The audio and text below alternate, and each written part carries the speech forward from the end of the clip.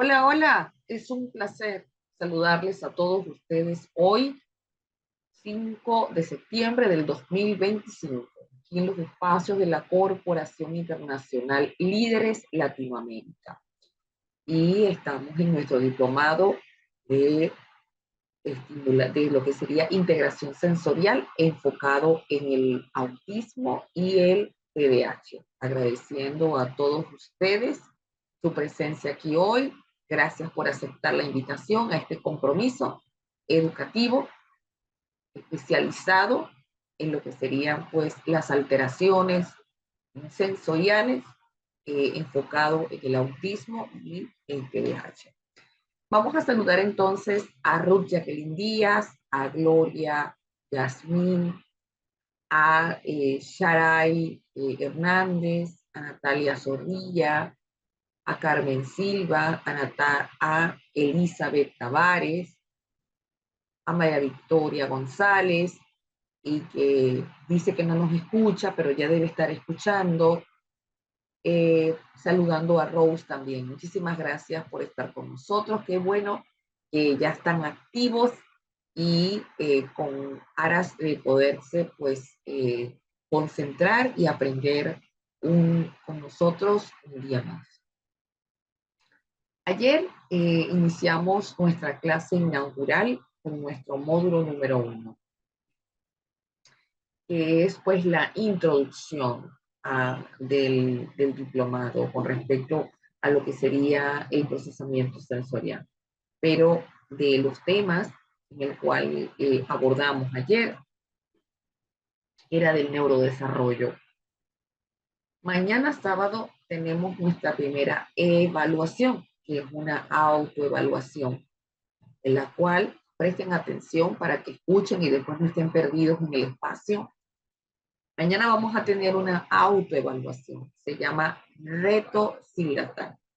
Este Reto Silatán es una serie de ítems, generalmente de verdadero y falso, donde las personas que logren contestar correctamente estos ítems se lleva como regalo un libro de nuestra biblioteca virtual del diplomado, una muestra de los libros, cuadernillos o cualquier otro material que tengamos a bien obsequiar a la persona que gane o las personas que ganen el reto. Así que hoy finalizamos lo que sería el tema de neurodesarrollo. Pienso que si nos da el tiempo podemos comenzar el siguiente tema del módulo 1, que sería el sistema sensorial. Por lo tanto, estaríamos evaluando parte de la unidad 1. Esto es una estrategia de repaso para que ustedes se puedan evaluar y saber cómo van incorporando los conocimientos, sobre todo porque como es día sábado, es ya el tercer día de formación y cerramos la primera semana de formación, pues es bueno que se vayan con este tipo de percepción de ustedes mismos. Mañana también tenemos una actividad que siempre se hace en todos los diplomados que yo imparto con la corporación, que es la presentación de casos clínicos y o psicoeducativos. Para ello, siempre pido que me digan, bueno, solo vamos a recordar esta noche antes de irnos, quiénes son las personas que tienen a bien querer presentar casos, solamente relacionados con el autismo o el TDAH, bien sea de familias, de hijos, de nietos, de sus propios estudiantes, para que podamos aplicar los conocimientos aprendidos, sobre todo en el área de neurodesarrollo, que sería el objetivo que se quiere cumplir con la actividad práctica del sábado. Por eso es tan importante hacer la autoevaluación, que es el reto Silatán, y pasar a la parte práctica para que puedan consolidar así, para que esta información se convierta en conocimiento, porque ya se almacena en la memoria de largo plazo. Entonces, ya para más tarde por la nochecita, minutos antes de irnos, voy a hacer la lista de cupos de las personas que pueden presentar sus casos mañana. Si mañana no hay casos que presentar, pues hacemos nuestra actividad, que sería el neuroretosilatán, y pasamos a seguir con el siguiente tema. Entonces, para que sepan que tienen la oportunidad de presentar. Vamos ahora a continuar con el siguiente segmento.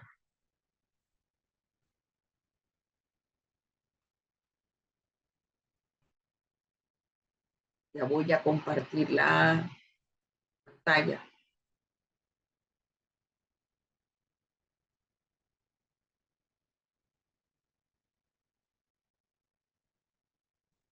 Ayer decíamos que el neurodesarrollo es un proceso biológico donde demuestra el desarrollo del cerebro a medida que el niño crece.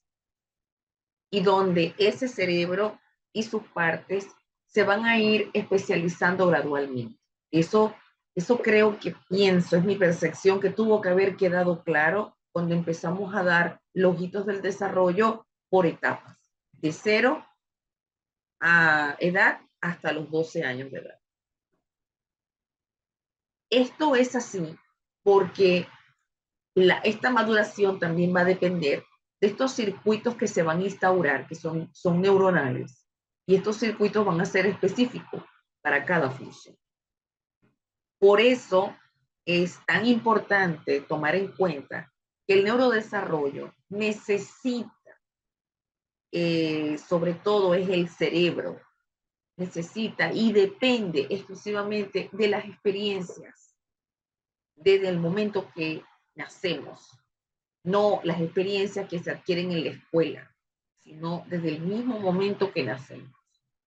Porque estas conexiones neuronales se van a ir especializándose y dando apoyo a las diferentes funciones, como son las psicomotrices, las sensoriales, las cognitivas, las emocionales y por supuesto lo conductual. Es por eso que tenemos que comprender que cada cerebro es único. Cada niño es el resultado de ese complejo proceso entre los genes y el ambiente, en donde el cerebro cambia y se modifica su estructura gracias a la experiencia que va adquiriendo la persona.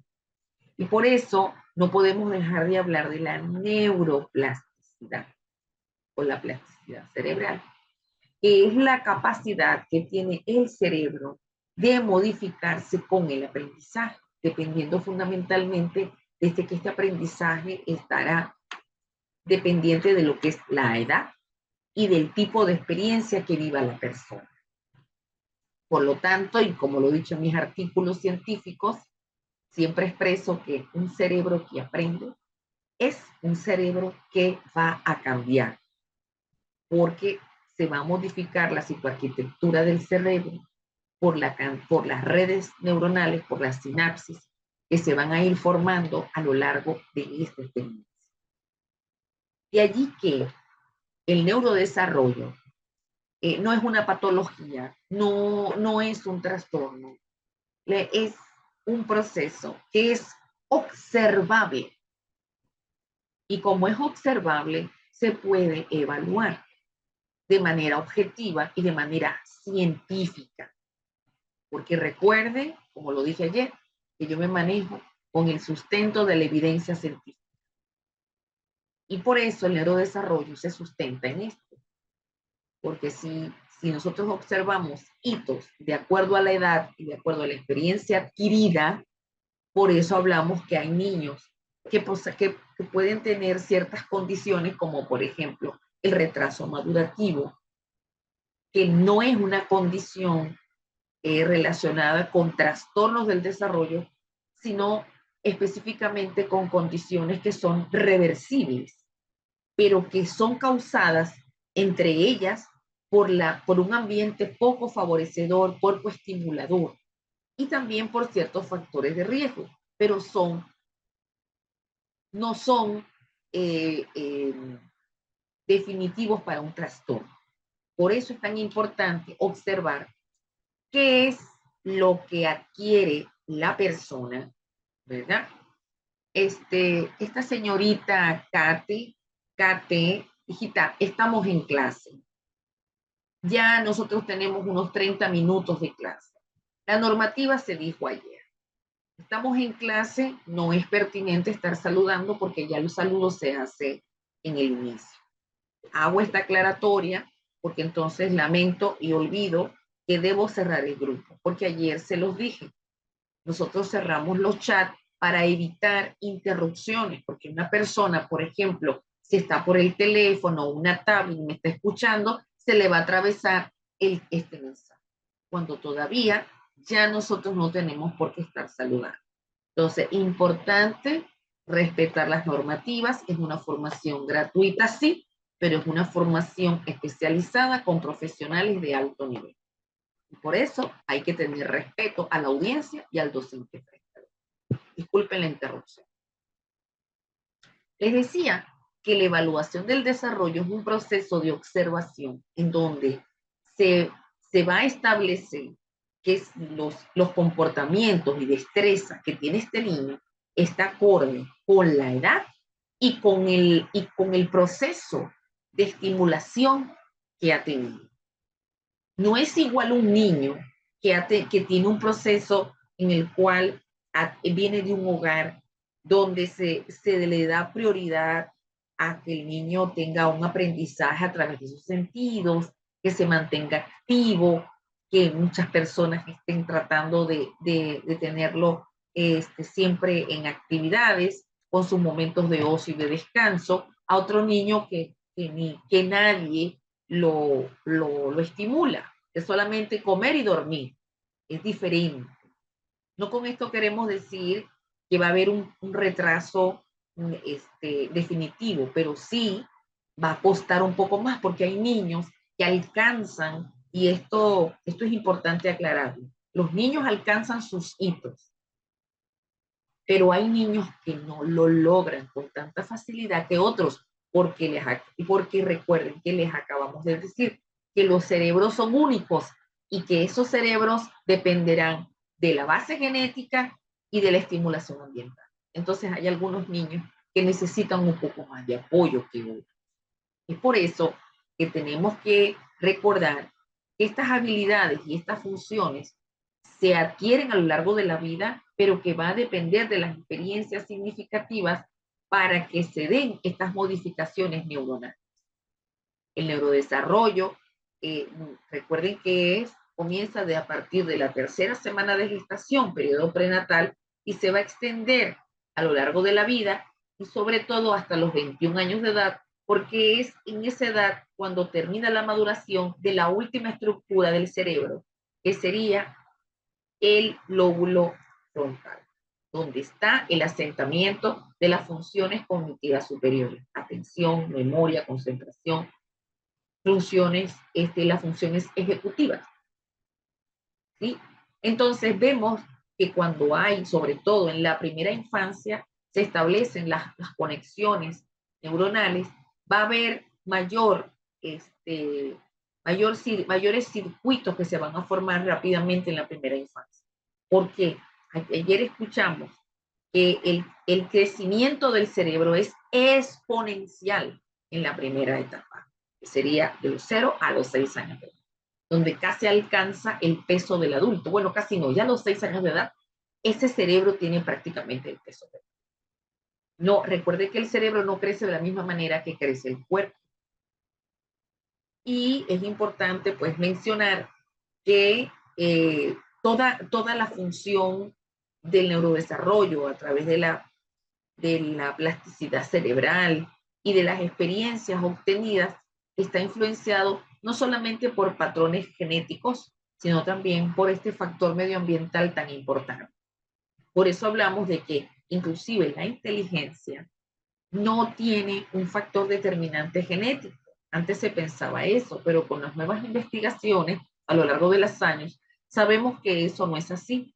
Puede haber un factor genético, sí, pero no es tan preponderante como el factor a base de los estímulos en base a la experiencia.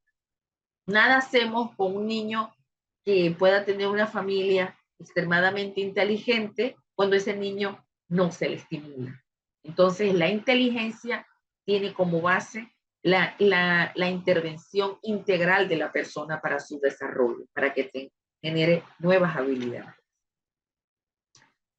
Sin embargo, en el neurodesarrollo, además de que es un proceso observable, también encontramos en este proceso que ahí pueden haber factores favorecedores y factores negativos.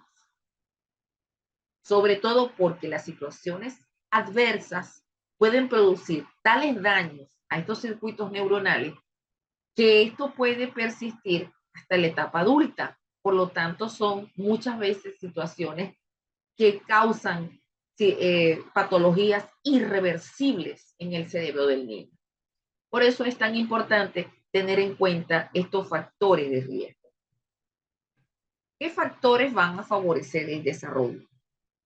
Primero, la buena nutrición, un crecimiento y desarrollo adecuado, que esto tiene que ver con talla y peso que sea adecuado para su edad y para su género. El sueño reparador, el ejercicio físico y, por supuesto, la estimulación del niño. Son factores que van a favorecer el desarrollo, porque al contrario, la desnutrición es un factor negativo para el buen neurodesarrollo de los niños, asociado con dificultades para aprender, con dificultades para la parte de memoria, atención y concentración, incluyendo también la mala nutrición. Los problemas del sueño también traen muchos problemas de atención, de concentración, de memoria para aquellos niños que tienen estas alteraciones.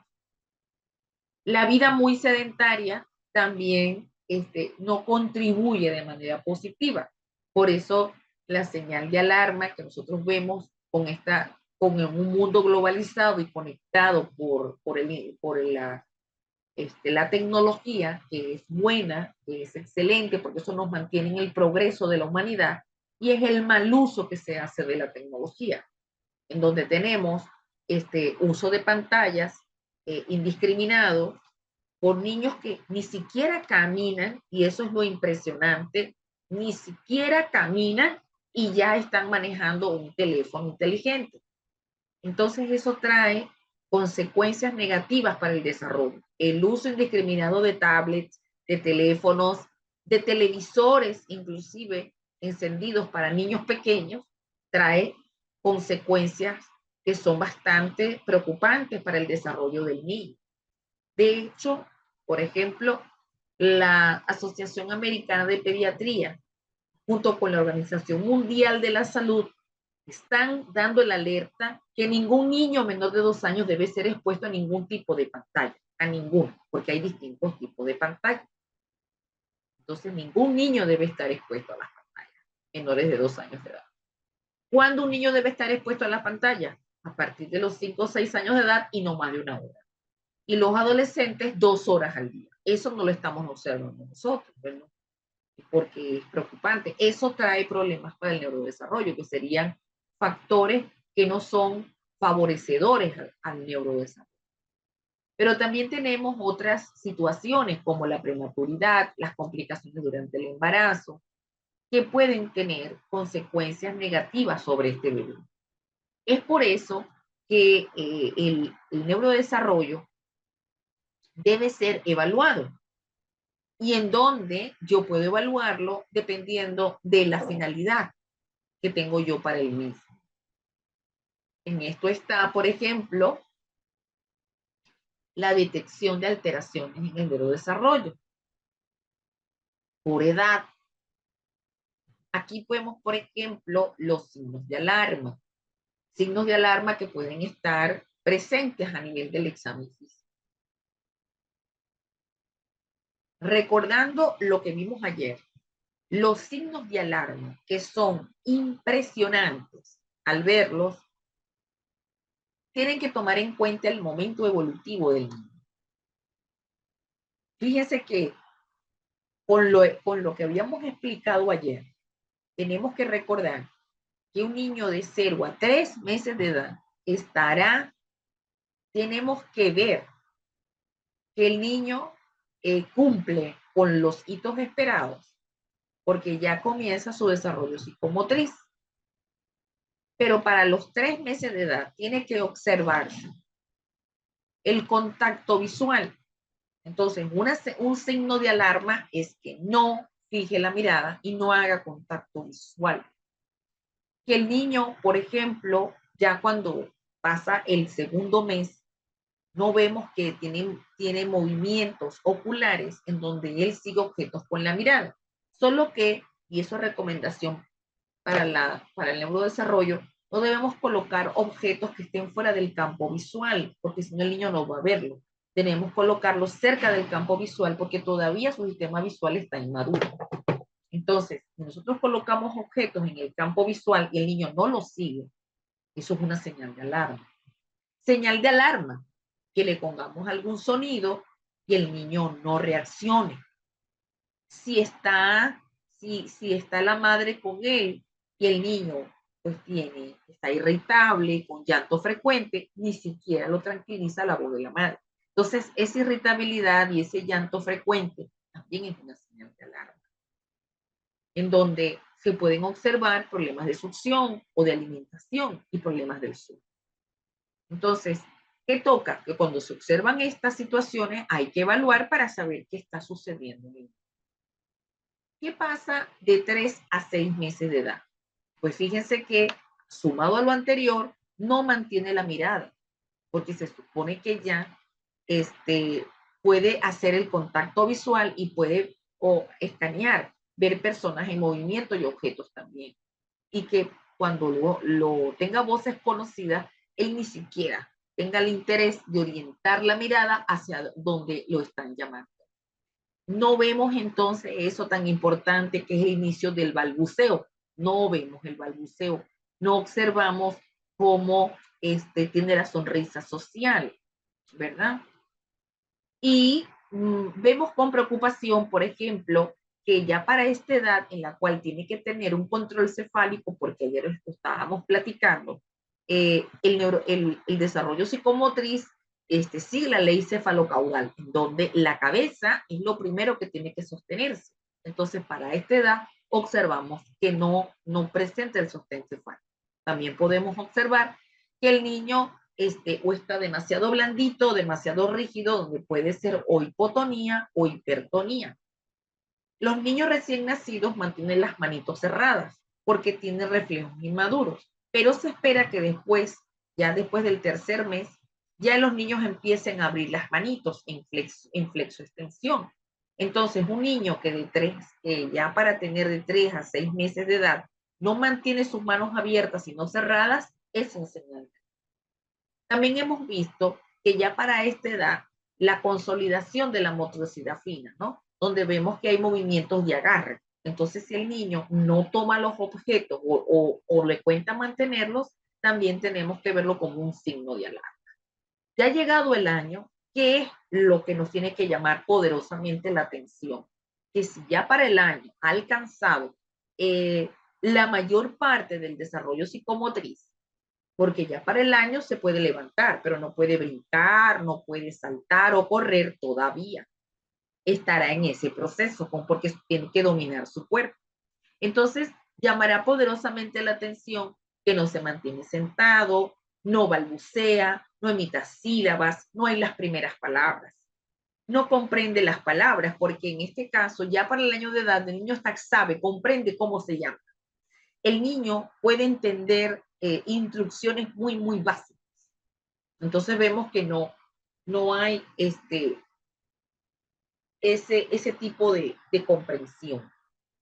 No distingue, no siente interés por sus padres, no participa en juegos en los cuales se le coloca a él y no tiene esa actividad manipulativa. Entonces aquí vemos cómo estas señales de alarma se van a presentar de manera en este primer año, y por eso es tan importante que los niños sean evaluados siempre por la consulta de niño sano. No solamente era la primera consulta para que lo pesen, lo tallen y le coloquen las vacunas, sino que al menos una vez al año, si no hay señales de alarma, pues el niño tiene que ser evaluado para que, en este caso, en el primer año, pues se ve un poco más, para ver cómo está alcanzando sus hitos. Y que los padres observen y sepan cuáles serían las características de esto, ¿no? Les voy a compartir también una aplicación que sé que les va a encantar, que se llama Siguiendo el Desarrollo de la CDC de los Estados Unidos. Y se lo voy a colocar aquí en el chat para que ustedes puedan acceder a la aplicación que ya les voy a mostrar. Sigamos el desarrollo, es una aplicación en inglés y en español de los Estados Unidos, tiene esta aplicación. Y aquí, en este tipo de aplicación, lo que hace es poder evaluar y ver si el niño de 0 a 5 años de edad ha alcanzado los indicadores de desarrollo. El habla, el desarrollo motriz, el juego.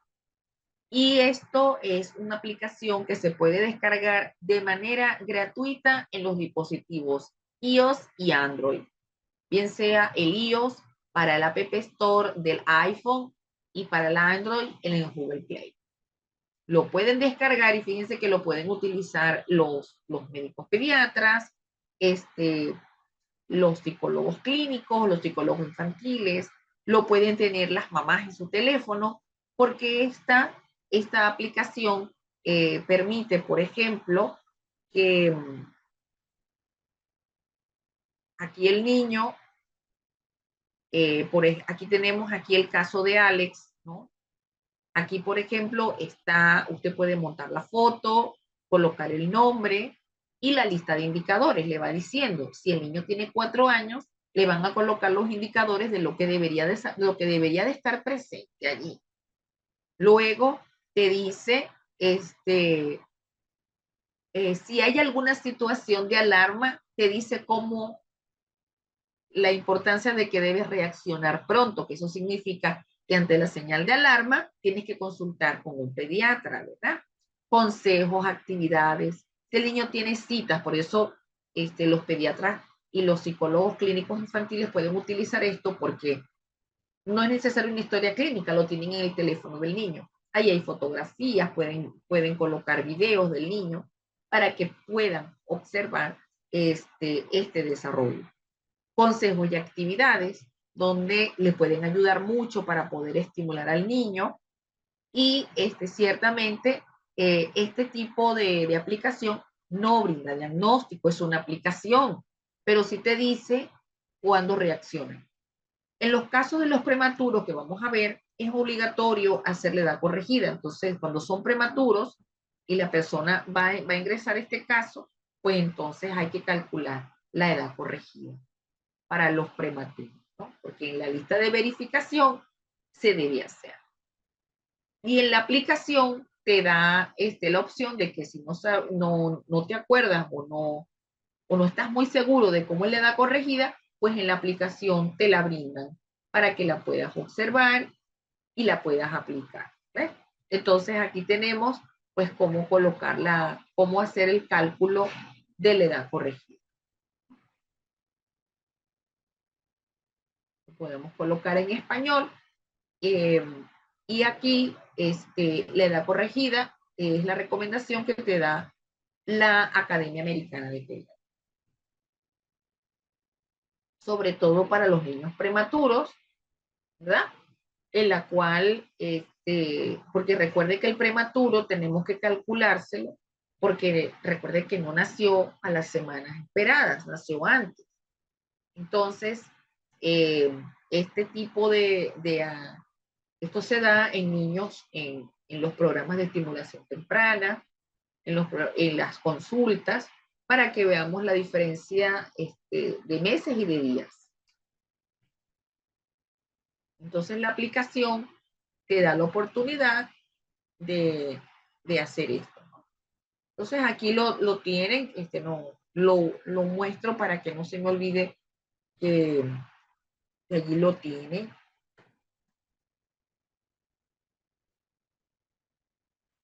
para que puedan hacer uso y aprovechen esta aplicación.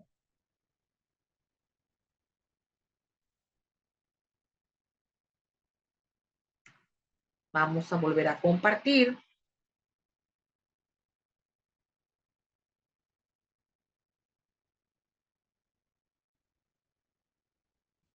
Durante el desarrollo vemos que hay signos de alarma. En estos signos de alarma a nivel del examen físico, hay varias situaciones que a nivel clínico se deben realizar. Lo primero es ver si hay alteraciones a nivel fenotipo y si hay alteraciones a nivel del perímetro cefálico. Entonces, por ejemplo, en el perímetro cefálico, la circunferencia cefálica puede estar alterada, donde puede estar por debajo del percentil o por encima del percentil, lo que llamamos la micro y la macrocefálica. Entonces, estas son alteraciones en el neurodesarrollo. Un niño con un perímetro cefálico pequeño nos debe llamar poderosamente la atención porque hay que evaluarlo de inmediato, porque el cerebro es pequeño, el cerebro no está creciendo. Por eso le dice microcefálico. Y el macrocefálico es porque el cerebro está mucho más grande de lo normal, como por ejemplo en los casos de la hidrocefalia o las granulomatosis. Luego vemos alteraciones que son visibles, ¿no? En el neurodesarrollo, como por ejemplo, pueden haber alteraciones en un área. Puede ser que el niño solamente tenga alteraciones en el desarrollo motor, o en el desarrollo del lenguaje, o en la interacción social, o en lo cognitivo. Pero puede presentarse combinado. Pueden haber compromisos en más de una función. Entonces puedo tener un niño que pueda tener alteraciones funcionales mixtas, lenguaje y motricidad, cognición y motricidad, o más. Entonces, por eso, en la evaluación, uno tiene que establecer qué estoy observando.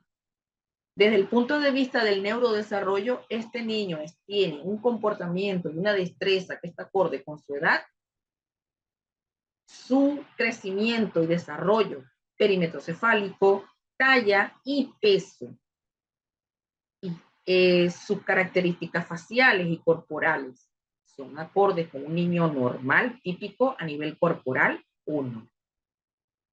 Y luego tenemos otras condiciones que nosotros podemos valorar y que lo vemos por razones estadísticas. Por ejemplo, un niño con un retraso psicomotor, con alteraciones en el lenguaje y en la área cognitiva, es un niño que hay que descartar un hipotiroidismo congénito.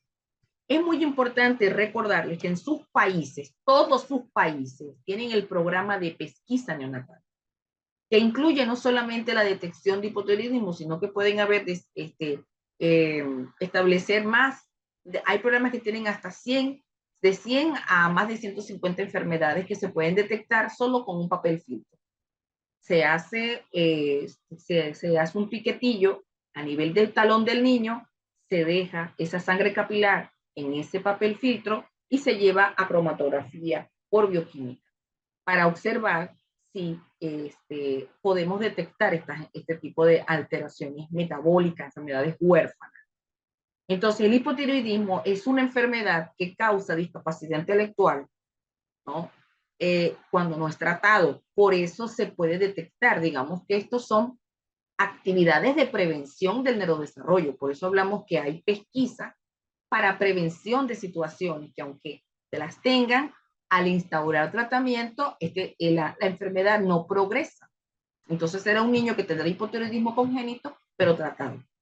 Situación grave es que ya el niño se presente pasado el tiempo y ya la enfermedad haya progresado y que haga este daño irreversible al neurodesarrollo. Por eso es tan importante detectarlos a tiempo.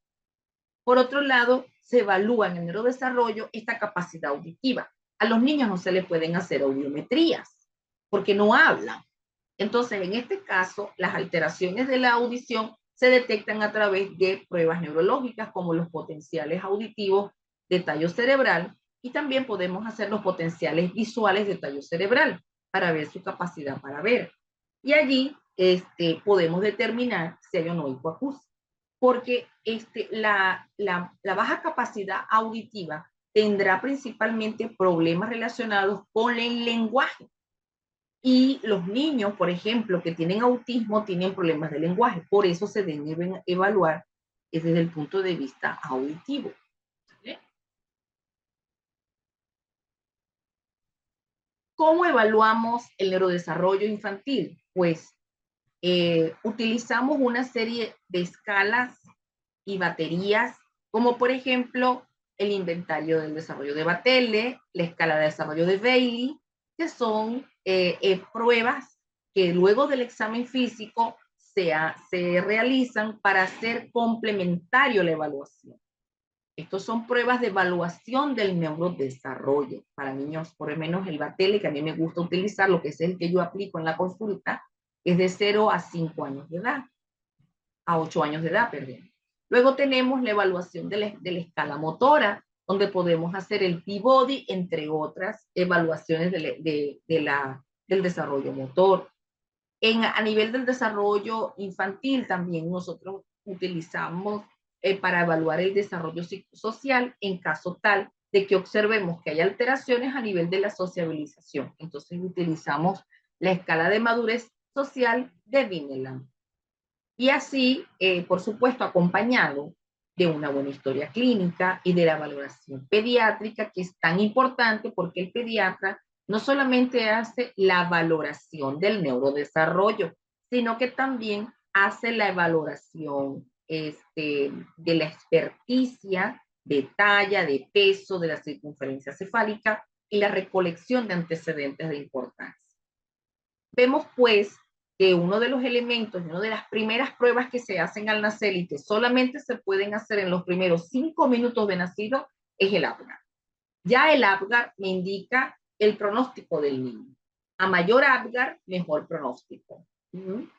Y esto es un sistema de puntuación que va a evaluar la frecuencia cardíaca, la frecuencia respiratoria, el tono muscular, los reflejos, que serían los reflejos inmaduros, y el color de la piel. Vemos que cuando este bebé nace, bien sea por cesárea o bien sea por parto vaginal, pues pueden tener un poquito de estar un poco estimulados. Pero a medida que pasan los minutos, el niño va recuperándose. Y eso es lo que nosotros observamos. Sobre todo porque como lo podemos evaluar, primero porque es que lo hacemos desde el momento que extraemos el bebé. Y como hay relojes en la sala de parto, el reloj sirve para eso. No solamente para saber la hora, sino para contabilizar el tiempo para evaluar el Apgar, desde que lo saco desde la extracción por vía cesárea o por vía vaginal hasta el lugar donde voy a hacer los primeros cuidados de recién. Entonces, esto es muy importante conocerlo, sobre todo para poder establecer también aquellos niños en los cuales yo debo tomar decisiones diferentes. En este caso, por ejemplo, cuando yo tomo en cuenta un recién nacido prematuro, yo tengo que considerar que una de las primeras causas de alteraciones en el neurodesarrollo son los niños que nacen prematuros. ¿Por qué? Porque un niño prematuro tendrá un sistema nervioso muy inmaduro y entonces la prematuridad estaría asociado con complicaciones en el parto, con hipoxia perinatal. No todos los niños tienen complicaciones, pero por ser esta una causa tan frecuente, es por eso que se tiene que hacer una vigilancia extrema. Sobre todo porque los niños prematuros son considerados de alto riesgo porque ellos tienen la mayor probabilidad de desarrollar problemas sensoriales, ¿sí? O trastornos del neurodesarrollo durante la infancia, porque la prematuridad es un factor de riesgo ambiental que tienen los trastornos del neurodesarrollo infantil.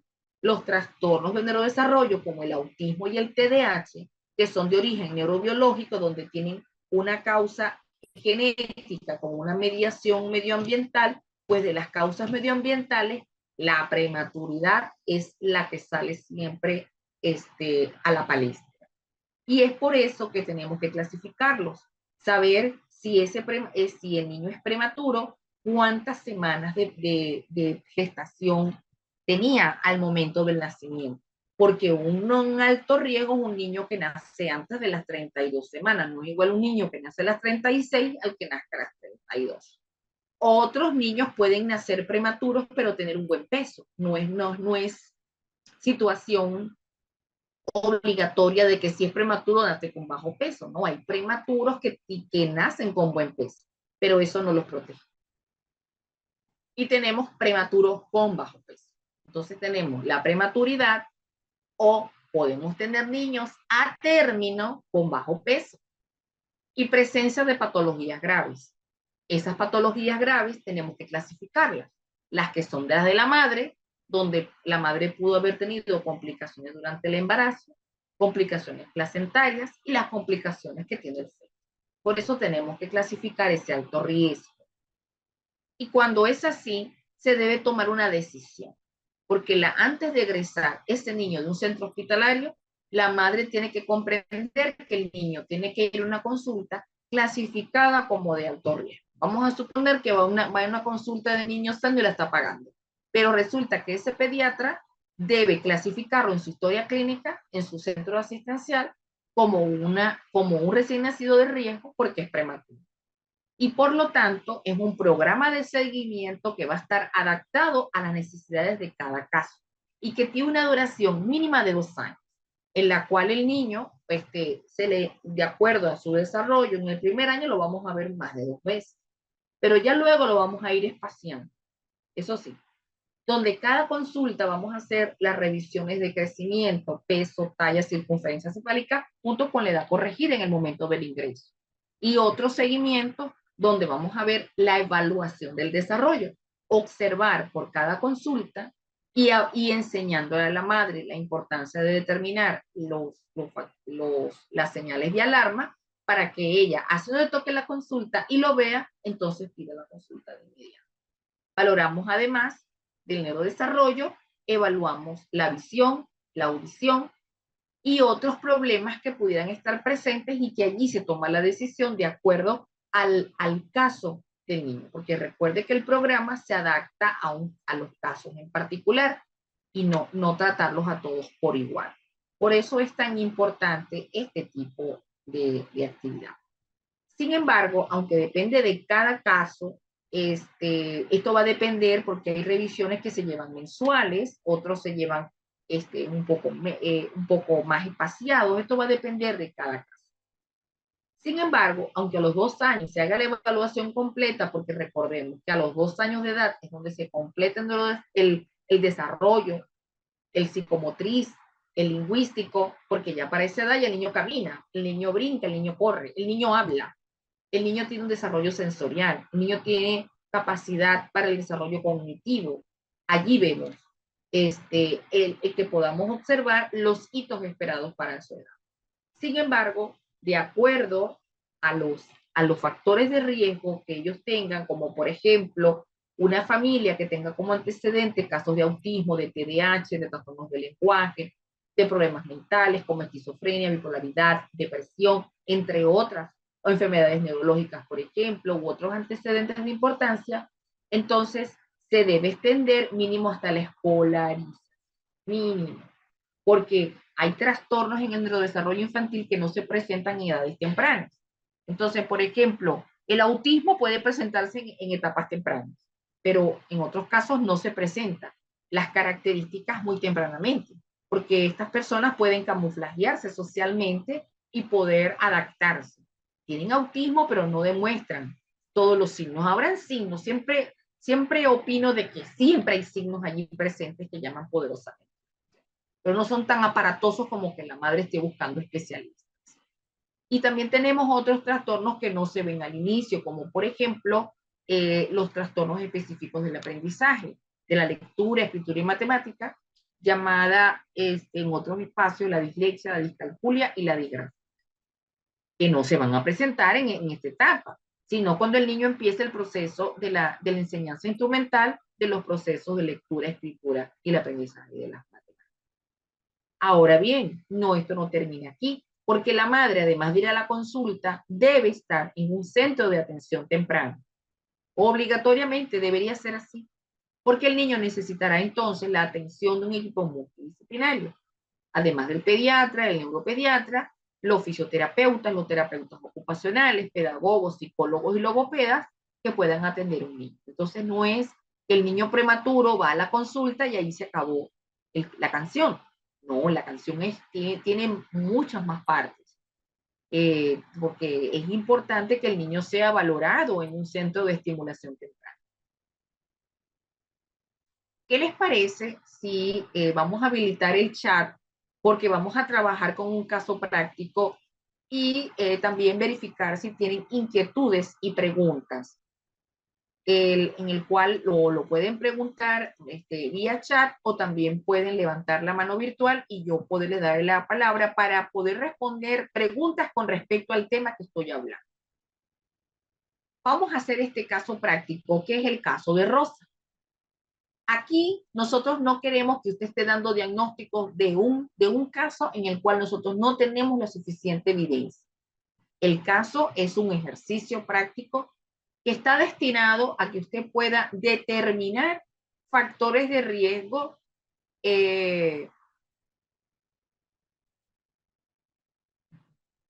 tanto prenatales, perinatales como postnatales, ¿verdad? Entonces, vamos a observar en el caso pues, de Rosita, que tiene 3 meses, solamente vamos a identificar qué tipo de riesgo tiene de acuerdo a la etapa vital de Rosita. ¿Por qué la etapa vital? Porque vamos a verlo desde antes del embarazo, en la etapa prenatal, ¿sí? Luego lo vamos a ver en la etapa perinatal, que es durante el parto o la cesárea, y la etapa postnatal, que ya es el nacimiento. Aquí Alexandra nos pregunta que qué pasa si un bebé está a término, qué señal de alarma tiene. No es una señal de alarma, es un factor de riesgo, porque los factores de riesgo son eventos, situaciones, y las señales de alarma son aquellas evidencias que acabo de explicar que se observan tanto en el examen físico. Luisa, vamos a esperar un momento que yo pueda terminar de responderle la pregunta a nuestra estudiante Alexandra, porque yo todavía no he instaurado cómo vamos a identificar y clasificar los factores. Si me permites, por favor, Luisa Fernanda, de que yo pueda explicar, te lo agradecería. Bueno, Alexandra, cuando hablamos de factores de riesgo, son situaciones asociadas donde vemos, por ejemplo, la madre diabética, hipertensa, alcohólica, drogadicta, epiléptica. Un factor de riesgo es la prematuridad.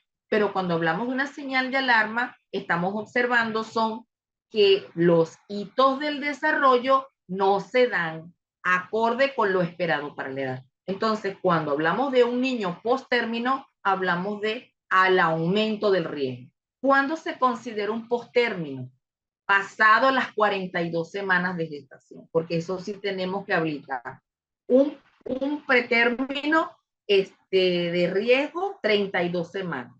A partir de las 32 semanas, para colocarlo como riesgo, menos de 32 semanas. Y un post-término a partir de las 42. ¿Qué riesgos puede tener un niño para el feto, para el recién nacido? La muerte fetal, el síndrome de aspiración de meconio, la disminución del líquido amniótico por la cantidad de semanas que tiene, la hipoglicemia, y pueden haber problemas como, por ejemplo, el envejecimiento de la placenta, donde pues las cesáreas son muy frecuentes, por cierto, y en algunos casos se puede ver casos, situaciones como, por ejemplo, cuando hay asfixia perinatal y encefalopatía. Esto es causado por el envejecimiento placental. una placenta envejecida puede afectar el suministro de oxígeno y nutrientes al feto. Entonces el bebé puede tener sufrimiento fetal, asfixia y lesiones cerebrales. La placenta ya para un postérmino dejará de nutrirse. Entonces vemos que en vez de ser un bebé que tenga buen peso, puede ser que el niño no aumente de peso o incluso lo pierda. Cuando hablamos de la hipoglicemia, se habla de un niño que no tiene la suficiente reserva de glucosa almacenada y por eso sufre niveles muy bajos de azúcar en la sangre, llamada azúcar en la sangre. Hacia el final del embarazo, entonces, vemos que el problema es el envejecimiento placentario, ¿sí? Vemos, por ejemplo, que un niño postérmino, la aplicación debe ser para extraerlo una cesárea. Porque esto implica, bueno, pienso yo que menos riesgo. Porque si un niño es posttérmino y este niño y esta mamá no ha tenido ni siquiera ninguna señal de movimiento en trabajo de parto, hay que hacer la cesárea. Hay que extraerlo, porque se va a complicar. Entonces, bueno, felicito a Alexandra, muy buena pregunta, excelente. Muy bien, vamos con el caso de Rosita. En el caso de Rosita, vamos a identificar y clasificar los factores de riesgo para el desarrollo, ¿sí? Vamos a ver, por ejemplo, y voy a colocar en el chat, que me identifique cuáles son esos factores prenatales que usted observa. Vamos a ver, identifique los factores prenatales que usted observa. ¿Qué hay? Durante el embarazo, la madre de Rosa perdió sangre, por lo que tuvo que permanecer en reposo. Rosa nació de un parto vaginal de 34 semanas de gestación y pesó 2 kilos 100 gramos. No lloró luego de nacer y la llevaron al servicio de neonatología, donde permaneció hospitalizada por 7 días. Actualmente está siendo controlada por un programa de recién nacido de Rosa. Entonces veamos, ¿cuáles son los factores de riesgo de Rosa a nivel prenatal, antes de nacer? ¿Qué llamó la atención?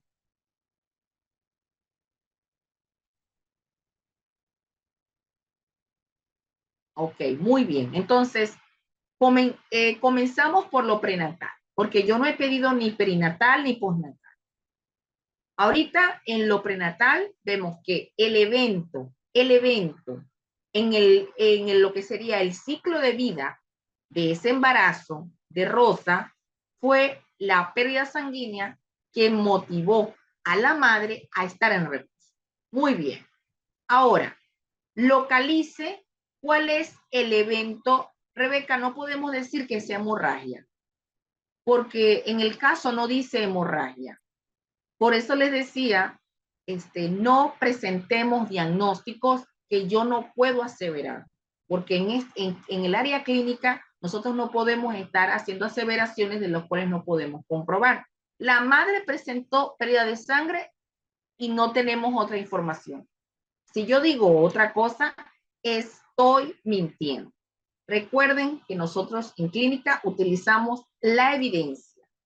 Entonces, esta evidencia fue tomado de un texto de la madre. Por lo tanto, las palabras que están allí fueron de ella y no puedo cambiar. Si ella me dice que tuvo una hemorragia, escribiré hemorragia.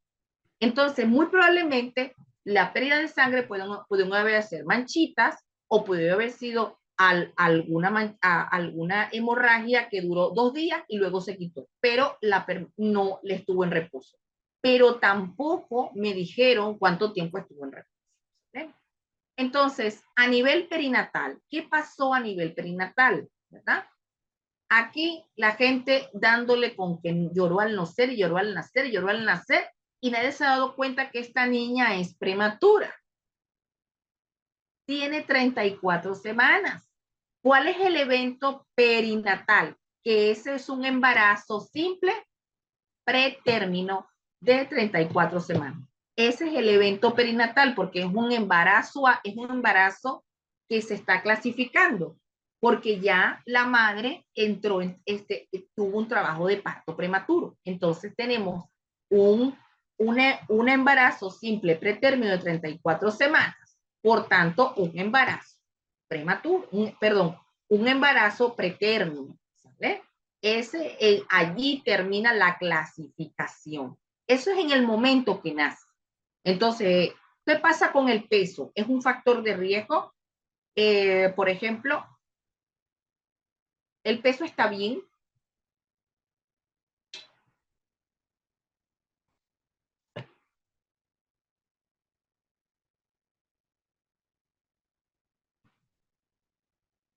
Aquí dice que le falta.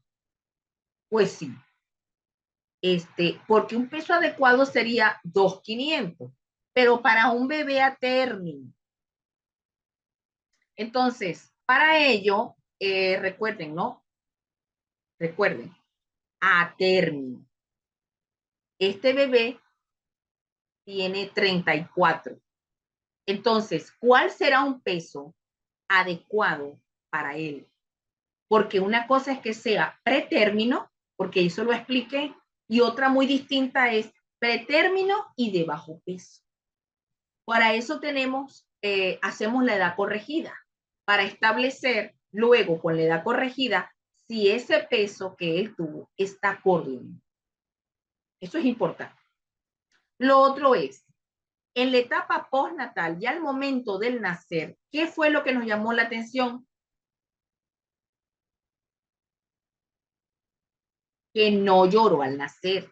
Entonces, en la etapa postnatal, no llora al nacer. No tenemos otra información. Solamente nos dijo la madre que no lloró. Y ella nos cuenta que este bebé Rosita meritó una hospitalización de 7 días. Tampoco sabemos por qué. Entonces, la hospitalización por 7 días es un factor de riesgo. ¿Qué creen ustedes?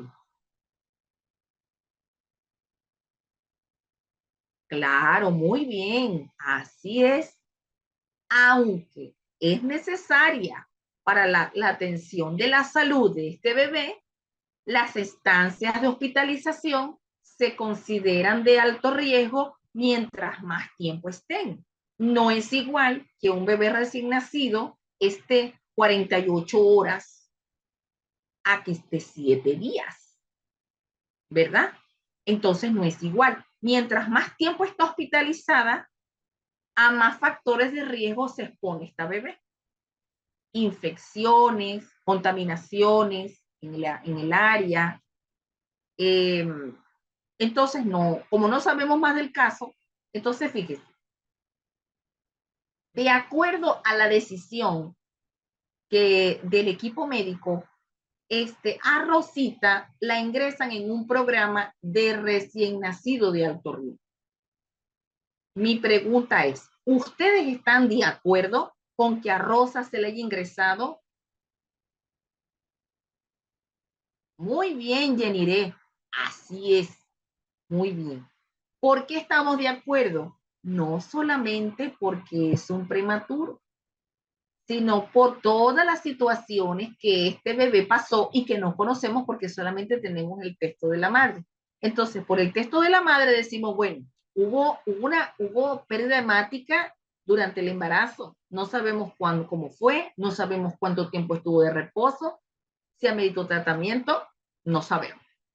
Ahora, nace, tampoco sabemos por qué fue la prematuridad, que eso incrementaría nuestro factor de riesgo. No sabemos si es por una ruptura prematura de membrana, por infecciones, no sabemos pérdida de líquido, no sabemos. Pero hubo el parto prematuro. Y la situación es tal que si este bebé no lloró, quiere decir que el Apgar estuvo comprometido. Recuerden que el Apgar es una evaluación de lo que serán las condiciones generales del neonato en los primeros 5 minutos de nacer y que nos va a indicar el pronóstico. Entonces, quizás ese Apgar no estaba muy bajo y cuando es así, se queda, porque el Apgar me dice cómo está desde el punto de vista respiratorio, cardíaco, neurológico. Y si está muy bajo, no la podemos dar de alta. Y quedó más del tiempo. Entonces es un factor de riesgo. Muy bien. ¿Qué les pareció el ejercicio? ¿Les gustó? Así. Claro, uno lo hace así en un chasquido, ¿verdad? Pero cuesta sacar información, sobre todo para empezar a señalar, ¿no? Empezar a observar qué está sucediendo. Ahora, ¿qué les parece si vamos a un siguiente video que les voy a colocar? Hay un programa de la Organización Mundial de la Salud que es el MHGAP, que el MHGAP tiene como uno de sus programas la valoración del niño para determinar si hay o no retrasos en el desarrollo. Vamos a prestar atención porque aquí hay una entrevista con la madre y una entrevista que va a estar dirigida a la madre, pero el niño o la niña va a estar ahí. Entonces, vamos a observar lo que dice la madre, sus respuestas con respecto a la valoración del desarrollo y las decisiones que se toman con la niña. Vamos a ver.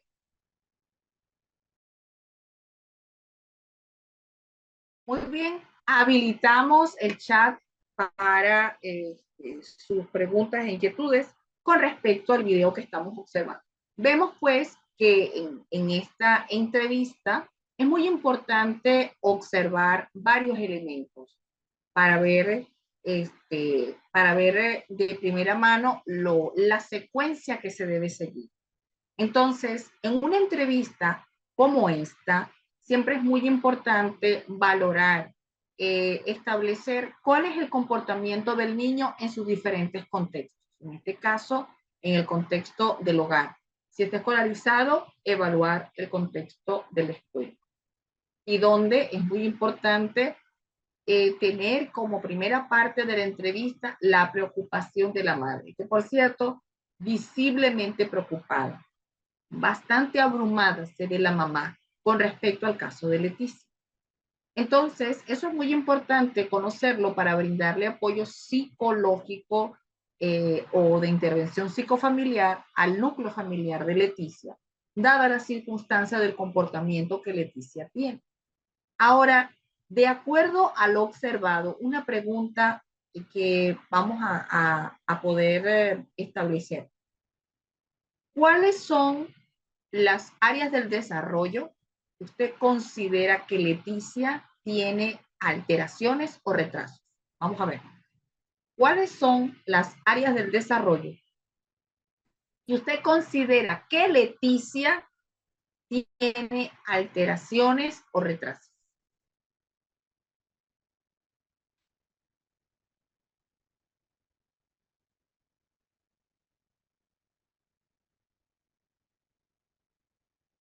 Muy bien, Sara. Voy a felicitar a Sara porque Sara fue muy asertiva. Comunicación, lo que sería el lenguaje y el comportamiento. Cuando nosotros observamos la preocupación de la madre, es esa. Y en la entrevista se confirma. Por eso hablamos de lo que llamamos el motivo de consulta y el desarrollo de la presentación del caso. Donde vemos que ¿qué edad tiene Leticia? ¿Qué edad tiene Leticia? No se llama Letanía, se llama Leticia. ¿Qué edad tiene Leticia? A ver si se acuerdan.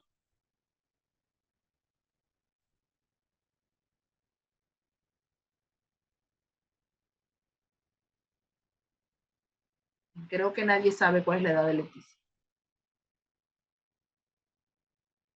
Leticia, para la edad que tiene, que es menor de 5 años de edad, no tiene un desarrollo del lenguaje. Y tiene comportamientos que no son apropiados para los contextos. Entonces, es muy importante establecer motivo de consulta, verificar en la entrevista cómo calificamos ese motivo de consulta para certificarlo y establecer entonces otros factores de riesgo, ¿verdad? Ahora, con respecto al caso de Leticia, ¿qué recomendaciones le hace la enfermera de neurodesarrollo a Leticia? Vamos a ver. ¿Qué le recomendó la enfermera del servicio de neurodesarrollo a Leticia?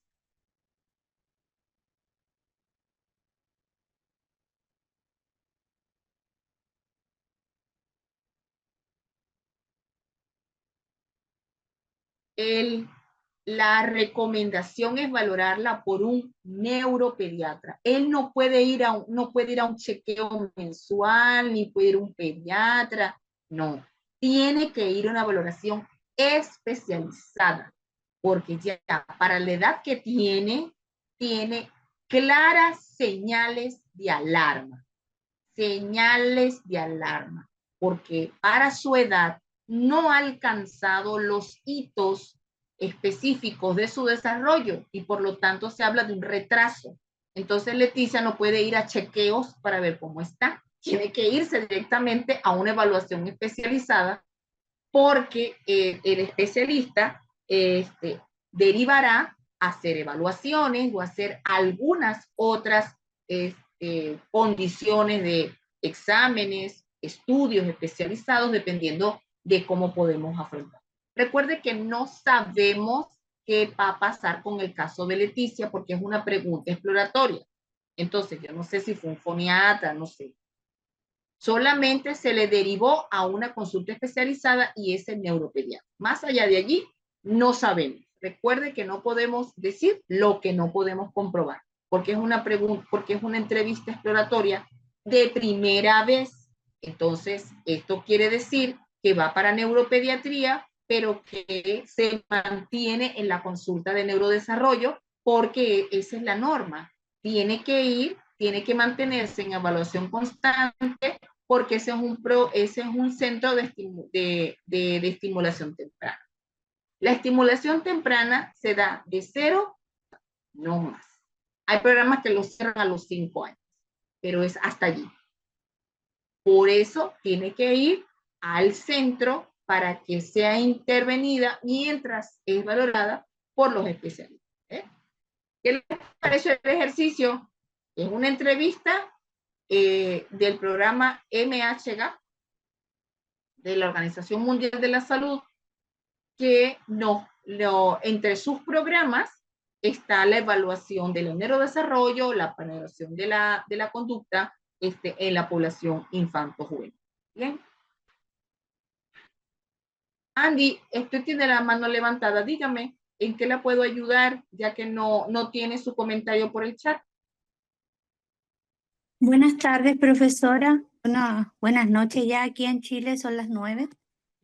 Yo básicamente, gracias, he escuchado muchas clases suyas, todavía por temas económicos no me he podido certificar, pero ya casi.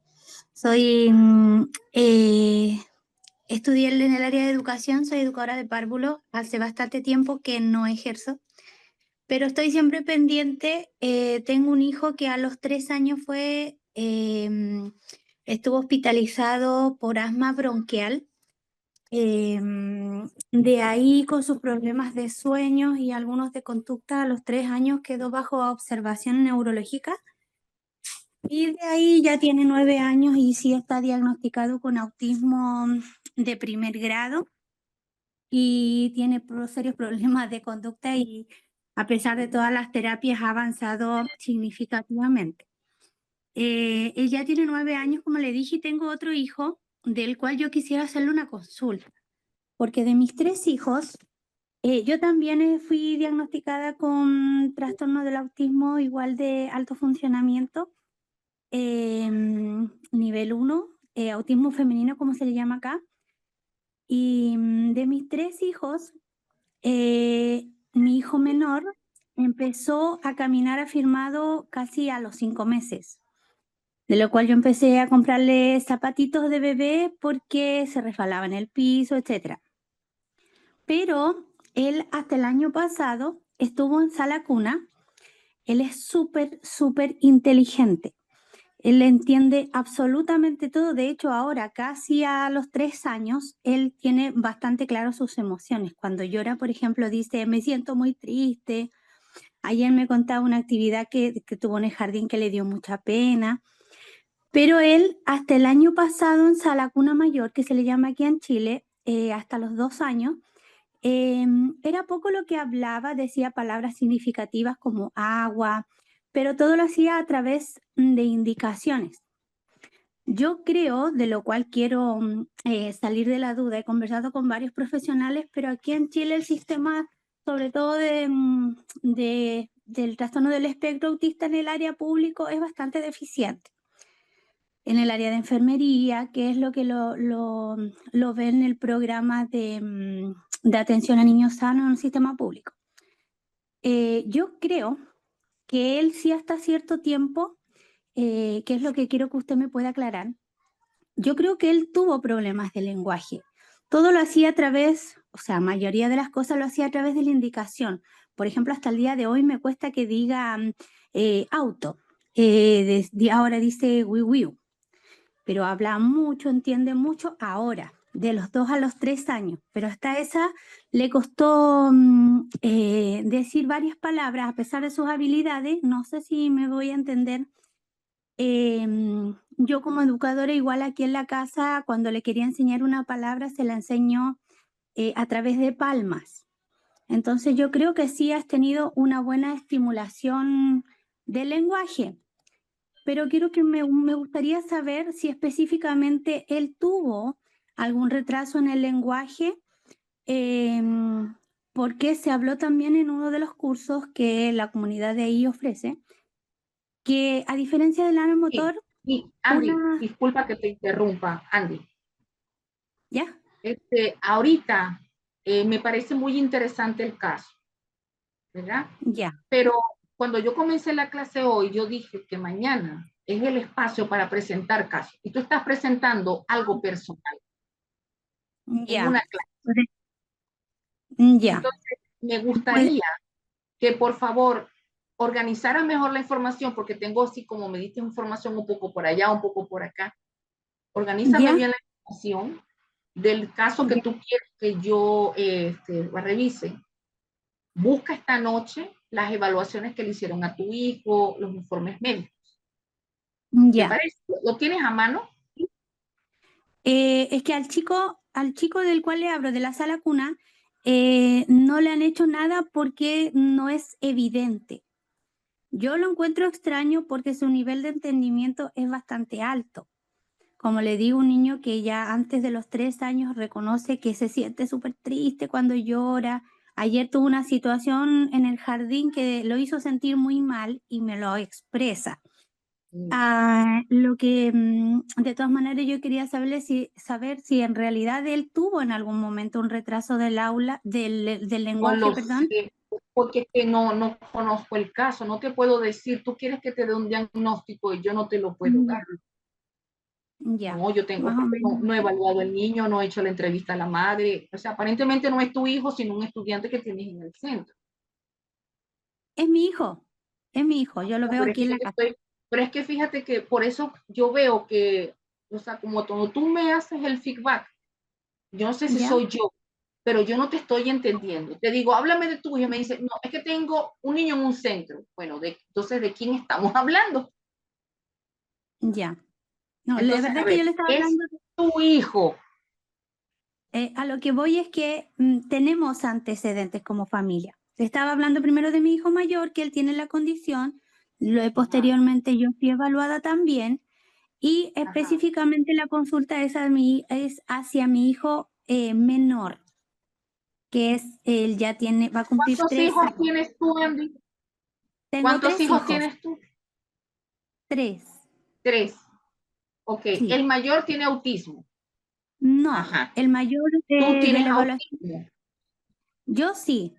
el mayor de la evaluación ADO que se le hizo en una puntuación dio como 1 punto menos de autismo y quedó en déficit atencional. Ajá, entonces el mayor tiene déficit atencional. Claro. El del medio tiene autismo, eso después de una hospitalización por asma bronquial. Y del que quisiera tener una mayor opinión, Ok, porque entonces tengo un niño con TDA el mayor. claro, El segundo tiene autismo nivel 1. ¿Voy entendiendo así? Ajá. sí. ¿Y el tercero? El tercero no ha sido ¿Y el evaluado. tercero? No ha sido evaluado porque con sus capacidades no sobresalen como para llamar la atención ni en el área de salud pública ni en el jardín infantil al que él asiste. Pero yo como su mamá tengo Ok. ciertas dudas. Pero el niño tiene que ser evaluado, Andy. Andy, el niño tiene que ser evaluado. ¿Sabes por qué? Ya, Porque ya bien tenemos 2 hermanos previos con trastornos de neurodesarrollo infantil y una madre con neurodivergente. ya. Entonces, Claro, la norma dice clínicamente que tenemos que evaluarlos a todos, porque a mí me toca hacer eso, Andy. Por en el ejemplo, jardín, por ejemplo. a mí me ha tocado sí, un niño. Ajá, dígame. escucha, escucha. Ya. En el jardín, por ejemplo, Escucha, Andy. no. ¿Me escucha? En el jardín no Sí, puede sí. no puede darme la educadora una derivación o que lo vea ahí un especialista porque no tienen, tienen los antecedentes, pero no tienen algún episodio que sea como evidente para derivarlo. En el sistema público, Bueno, él ha cumplido él con no todas sabe que, no porque, En el sistema público él ha cumplido con todas las evaluaciones que ahí se le dan, que son como las básicas acorde a su edad. uh-huh. Más Ok, allá de eso, no he sí, podido lograr que se considere, más allá de eso, no he podido lograr que se considere los antecedentes familiares, que comenzó a caminar afirmado sobre un sillón a los 5 meses. Esas cosas a mí me llaman la atención, no sé, por eso le he consultado. Bueno, como te digo, ya tú me estás dando la respuesta de que supuestamente por lo que estoy entendiendo, a ti, allí en donde tú, en este país, no toman en cuenta los antecedentes heredofamiliares para evaluar a un niño. Claro, en Chile. Número 1. Y número 2, la maestra tiene que hacer un informe pedagógico de aula para saber cómo Ya. está su competencia socioemocional y su competencia cognitiva. Si el niño, su comportamiento y su destreza está acorde con la currícula escolar del año que está cursando. No sé si es un niño escolar de 6, de 7 años. Tiene 3 años. Tampoco me has dicho, 3 años. Sí, casi 3 años. Es un niño muy pequeño. Sí. Ok, pero el niño tiene retrasos. No, todo lo contrario. Entonces, tranquilízate. Ya, no, Mantén tu observación. lo que Manténlo en yo quería, observación. Andy, lo hazme que, caso un momentico, por favor, hijita, porque estoy tomando el tiempo de la clase para poderte atender, ya, porque la presentación de casos son los sábados, por eso, porque si no me resto tiempo de dar clase. ya, Lo que te quiero indicar es que a esta edad, ¿sí? Digo, o sea, es la clase que acabo de dar. La evaluación y el seguimiento de un niño que tenga factores de riesgo, más no señales de alarma, ¿sí? ¿Sí se entiende la diferencia? sí, Un factor de riesgo es este factor de riesgo heredofamiliar, pero no sé cómo fue tu embarazo, cómo fue el parto, cómo fue el neurodesarrollo del niño. Si el niño ha tenido retrasos, ya no es un factor de riesgo, sino que también se le suma banderas rojas o señales de alarma. Entonces, señales de alarma para el neurodesarrollo de un niño de 0 a 2 años de edad: que no camine, que no se siente, que no gatee, que no haga contacto visual, que no tenga sonrisa social, que no tenga interés por el entorno. Entonces, ¿cuáles capacidades tú dices que tiene el niño si todavía no puede demostrar todas las capacidades que tiene? Porque es un lactante mayor, todavía es lactante. Y no sé por qué la maestra tiene que estar opinando de un lactante. Un lactante no está escolarizado. Por eso veo que hay contradicciones, o no sé si entendí mal algunas cosas. Pero un lactante tiene que estar, tiene que ser observado primero y saber, estoy viendo retrasos, estoy observando que el niño no ha adquirido todas sus habilidades, porque tengo, o sea, para genética, para nosotros, una tercera gesta indica, si yo tengo un TDA y tengo un autismo, el hermano o los hermanos tendrán más de un 50% de probabilidad de tener cualquier trastorno en el neurodesarrollo infantil. Entonces, por razones de heredabilidad, que es muy alta, es que se hace la vigilancia. ¿Sí, Andy? Vigilancia. Hasta que el niño se puede escolarizar, ¿sale? Mientras el niño tenga sus hitos, tú tranquila pero alerta. Eso sí, tranquila pero alerta. Porque él tiene una probabilidad muy alta de tener un trastorno en el neurodesarrollo infantil. Pero fíjate bien, oye mis palabras, probabilidad. No estoy diciendo que así sea. Entonces, importante que el niño para esta edad, si lo puedes ingresar, por ejemplo, a un centro de estimulación temprana para trabajar con él, para que se le vaya checando, para que se le vaya observando, y así tú puedas ir teniendo la evolución y seguir la vigilancia cuando se escolarice. Porque él tiene 2 años de edad, ni siquiera es un preescolar, es un lactante. Aquí en Chile se le llama preescolar. Pero para pediatría, Andy, entiende mi Ya, sí. hijita. Desde el ciclo No, vital pediátrico, la clasificación es lactante. Todavía el preescolar, cuando cumple los 3 años, empezaría la etapa preescolar para la parte vital pediátrica. En pediatría, y eso es por la Organización Mundial de la Salud, busca la clasificación de los niños en pediatría por edad. Entonces, todavía un bebé de 2 años no lo consideramos un preescolar, sino que el protocolo internacional es después de los 3 años de edad. Para tu país son políticas públicas, eso es distinto. ya, Pero recuerda que el cerebro de los niños no va con una política pública, ¿verdad que no? claro. ¿Por qué te lo digo? Porque tú me estás diciendo que es un niño preescolar. Eso quiere decir que el niño tiene destrezas grafomotoras. Él no tiene destrezas todavía grafomotoras instauradas. Él tiene trazos, Ya. pero todavía tiene que consolidar la pinza, porque él no tiene 3 años. No es que le faltan tal, no tiene. Por eso uno dice, el reloj biológico no es igual al reloj que tú manejas y tampoco a la política pública de cualquier país. Tampoco se debe considerar, es que el niño si ya está en primer grado, entonces ya debe leer y debe escribir. No, ¿y por qué me vas a decir eso? Se debe considerar que debe desarrollar la destreza, no que debe ir a primer grado con la destreza instaurada.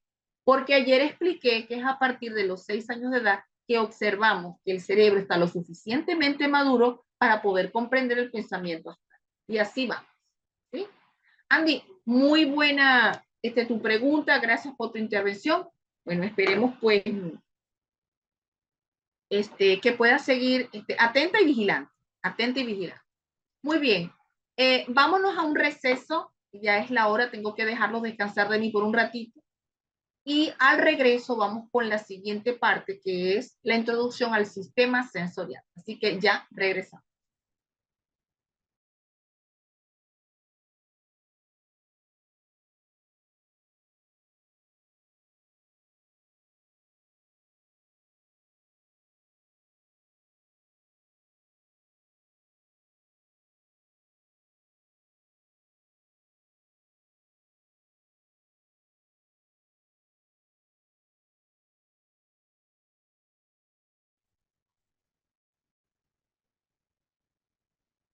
Bien, regresamos de nuestra pausa activa para seguir con nuestra segunda y última parte de nuestra clase.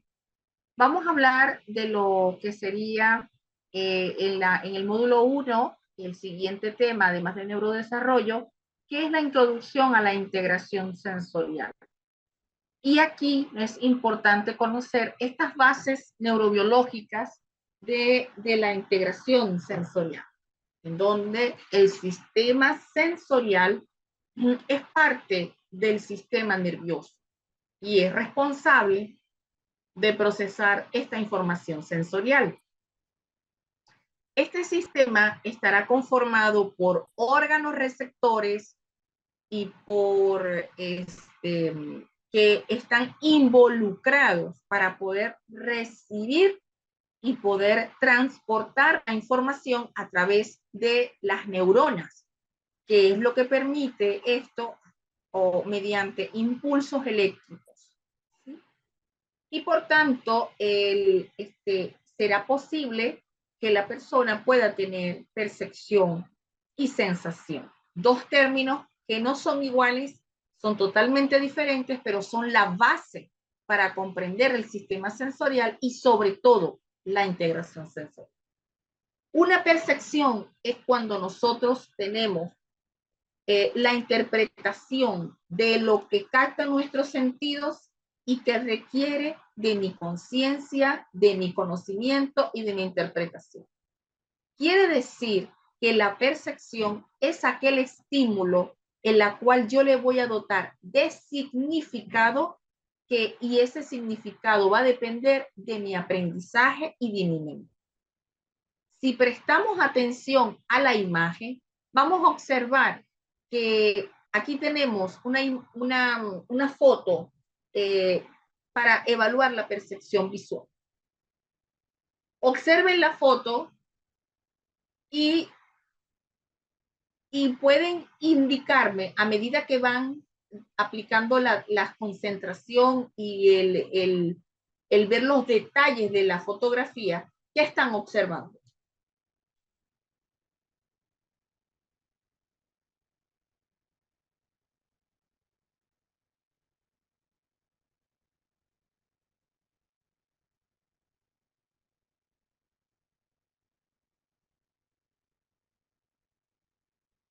Fíjense que aquí estamos observando una fotografía en la cual se aparentan ser dos abuelitos, pero realmente no son dos abuelos. Es una percepción que usted tiene allí. Va a haber dos abuelos, va a haber unas figuras que están cumpliendo una función, pero realmente eso no está allí. En el momento que usted está seleccionando el estímulo, se está concentrando, le va a dotar de significado a todo lo que ve. Observa. Entonces, allí no hay dos abuelos. Eso es una percepción. Entonces, vemos que lo que hay es la unión de varios elementos que donde están ellos hace ver como si fueran las figuras humanas de dos abuelos, y no es así. Entonces vemos que esto es el significado que yo le doy, que yo le doto, es una percepción de lo que ve en mi sistema visual. Mas, sin embargo, no es solamente el sistema visual, yo puedo tener la percepción espacial, la percepción olfativa, la percepción auditiva, puedo ver la percepción del espacio-tiempo. Entonces, la sensación es distinta, porque la sensación usa los sentidos, pero no son necesarios que estemos conscientes. Es un proceso natural, es un proceso del sistema, pero que no le dota significado, ¿verdad? Entonces, la sensación es cuando se usa nuestros sentidos para poder percibir el estímulo. Nuestros órganos sensoriales, vamos a prestar atención porque ya estamos hablando de los órganos sensoriales. Nuestros órganos sensoriales estarán formados por receptores. Estos receptores son estructuras que tienen terminaciones nerviosas y ellos actuarán como un transductor que llevará la información para cambiar este estímulo y convertirlo en un estímulo mecánico, en un estímulo químico, electromagnético, a través de un impulso nervioso.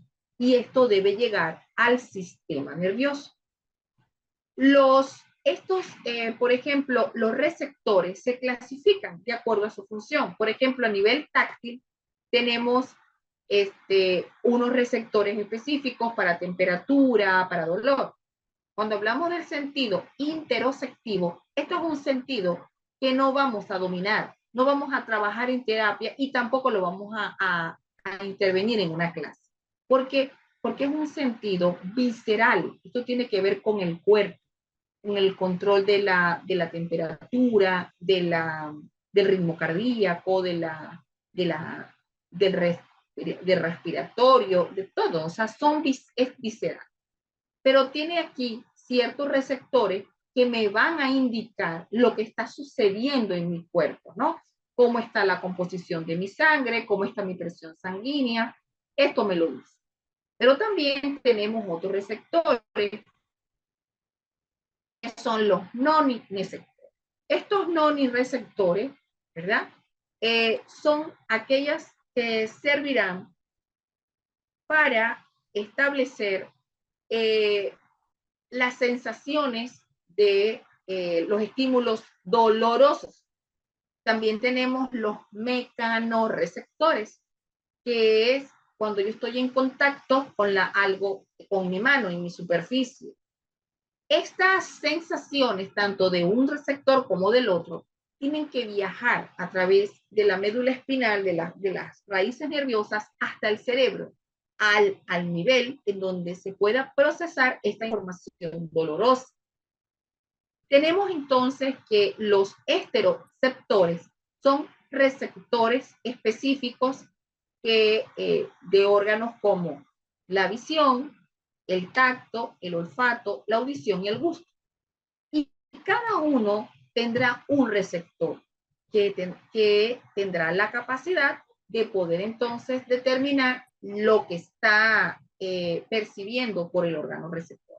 Y por supuesto, ayudado por el sistema nervioso, y en donde los pares craneales tienen una función importante, porque los pares craneales acompañan también a los órganos receptores, como el nervio olfatorio, el nervio auditivo, el nervio facial, el nervio glosofaríngeo, entre otros.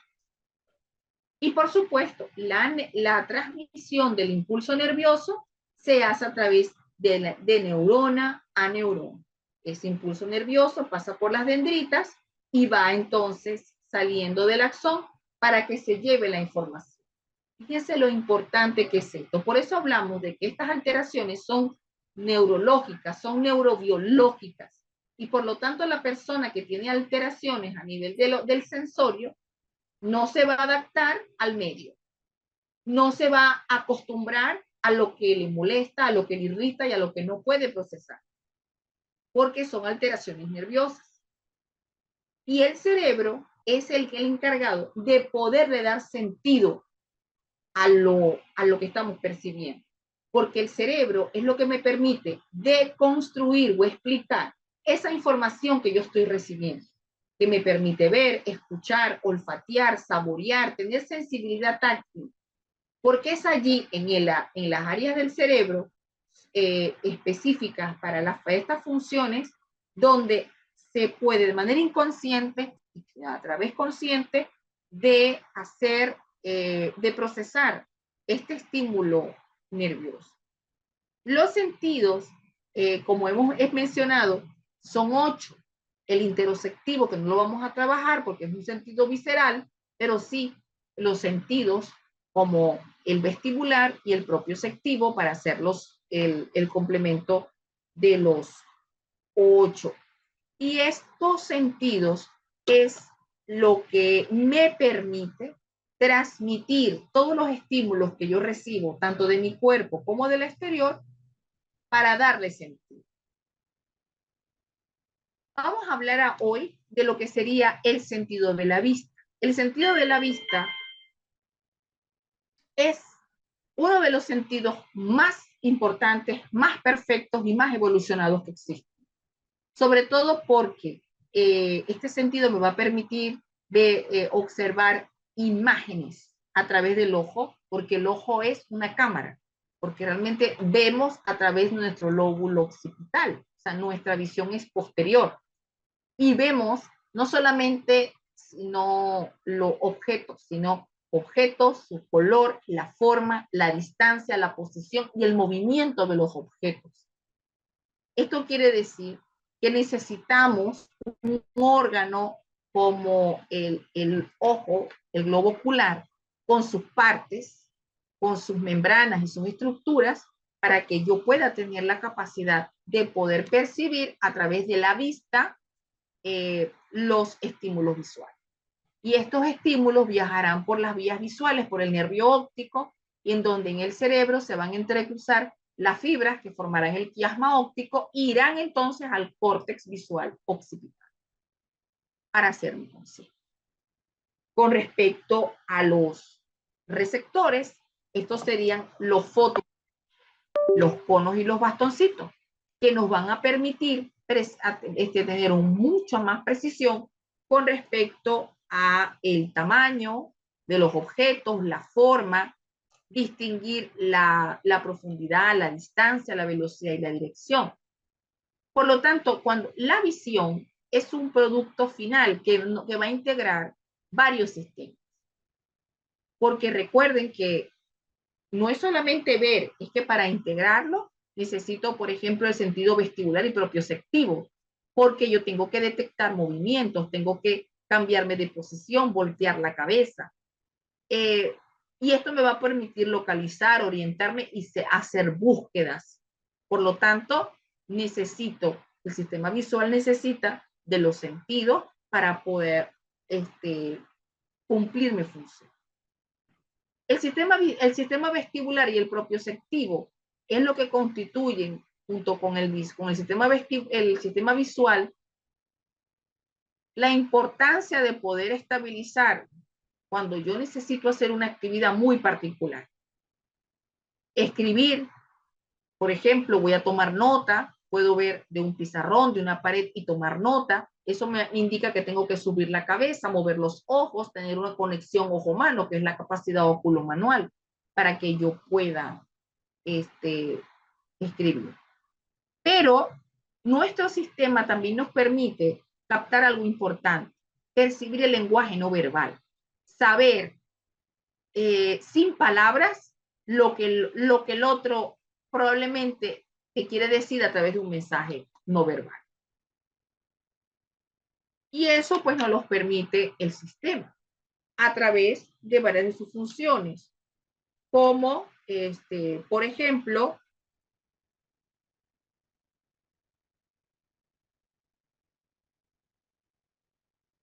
la percepción visual, la coordinación oculomanual y el escaneo. Estas son las primeras las funciones fundamentales en las cuales interviene el sistema visual. Cuando hablamos de la percepción visual, nos referimos a cómo se interpreta lo que ven mis ojos. ¿Cómo lo interpreto? Pues dependiendo de lo que yo necesito en esta función. Entre ellas, la discriminación visual, para que yo pueda diferenciar los colores, la constancia de la forma, para que yo pueda reconocer la distinción entre una forma y otra. La figura de fondo, cuando yo soy capaz de encontrar una figura cuando está escondida. El cierre visual, cuando soy capaz de reconocer que una forma está completa aunque no sea visible, que es en la cual yo tengo que colocar la parte que le falta, y eso lo hace el cierre visual.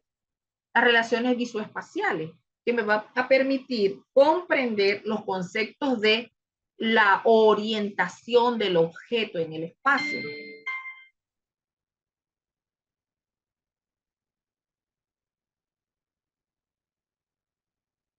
Así tenemos,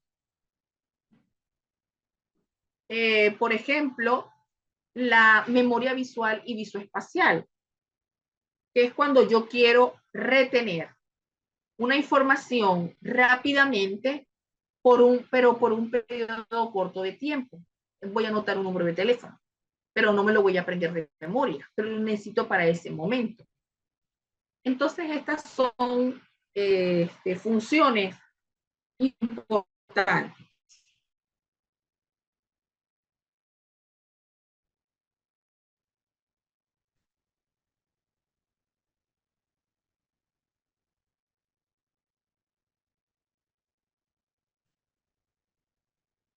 Ejemplo. Tenemos en el primer ejemplo la actividad de discriminación visual.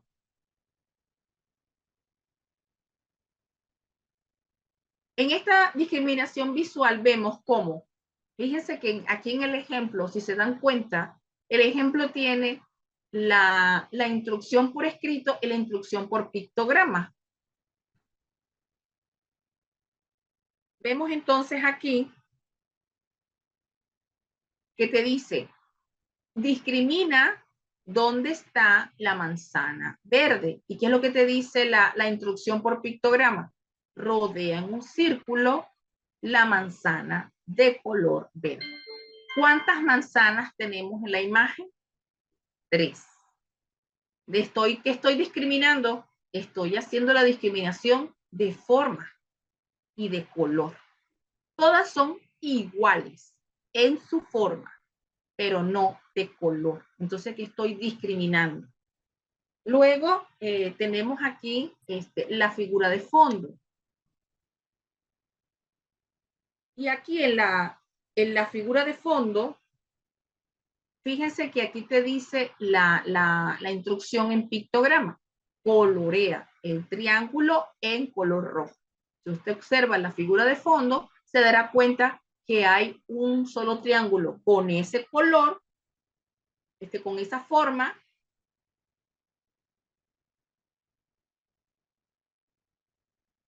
para poder distinguir esa figura entre todas las que están allí.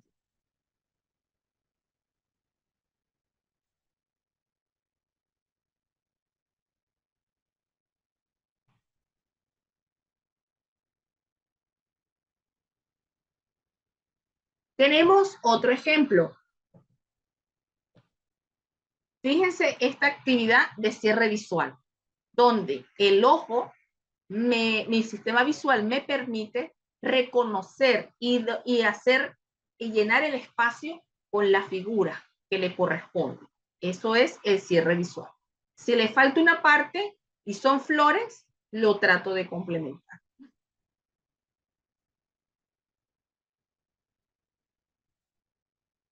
Y luego tenemos el ejemplo de las relaciones espaciales, donde fíjese que están el caballo y la tortuga.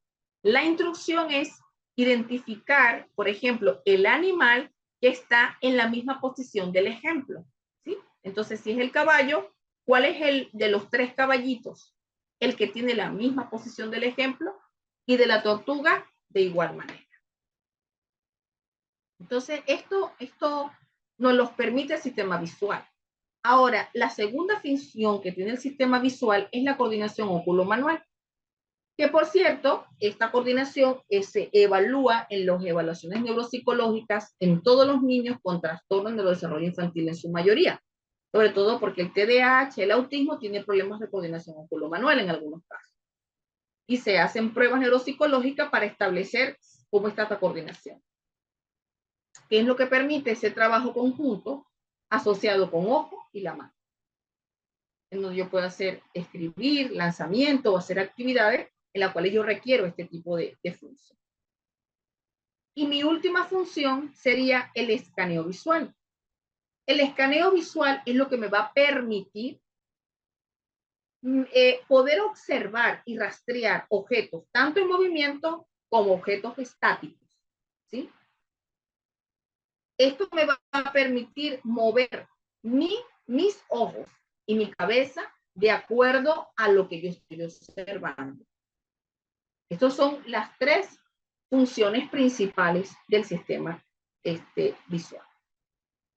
La audición es el otro sentido que es muy importante para el desarrollo del lenguaje, porque el niño que no escucha no aprender a hablar con normalidad, así como el ojo, la audición, tiene órganos y receptores de esos órganos. Tenemos el órgano auditivo, como es el oído, el cual el que se encarga de la audición es el oído medio, donde allí tenemos el tímpano, el conducto auditivo y la cadena de huesecillos que van a vibrar en cuanto entre el sonido. Esa es la localización. Pero también tenemos el órgano receptor que está allí, que es para el nervio, que está ubicado donde está el nervio auditivo. Y allí este receptor envía la información hacia el área temporal del cerebro, donde está ubicada el procesamiento del lenguaje. Luego tenemos el gusto. El gusto es otro de los sistemas de los sentidos que discrimina los sabores, ¿verdad? Y donde hay pues, una serie de receptores para poder discriminar. Tenemos el sentido propioceptivo, el cual es el sentido de la musculatura y articulaciones del cuerpo. Y este va a ayudar al cuerpo a controlar el movimiento y la postura. El sentido propioceptivo, además, tendrá el sentido que lo acompaña, que es el vestibular, que está ubicado en el oído interno junto con el cerebelo. Ambos son los que mantienen el equilibrio y el movimiento del cuerpo.